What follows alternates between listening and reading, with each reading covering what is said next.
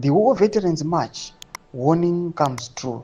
Azvipere mushe panguva ine kuri kuonekwa kunzi pane chaos iri kuitika with the ruling party, government, with the CIO. Ma-audios they are leaking. Kunyazi kuonekwa kunzi these guys from the regime they are being stressed naBomshogeza.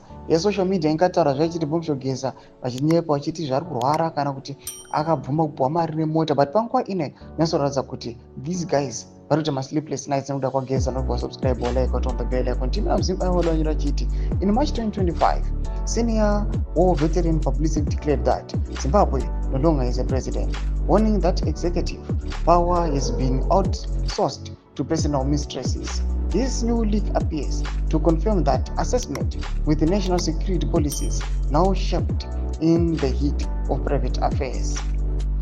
Civic organizations and human rights groups are now demanding an urgent judicial inquiry into CIO operations, immediate suspension of Rusere pending investigations, parliamentary action under Section 97 of the Constitution of potential removal of mnangagwa on grounds of serious misconduct and incapacity. Civic organizations and human rights groups are now demanding that would there be consequences. State houses remains tight-lipped, and CIO Director General Mangwanya reportedly shocked and sidelined. Zimbabwe is facing one of its most serious governance crises since the 2017 coup.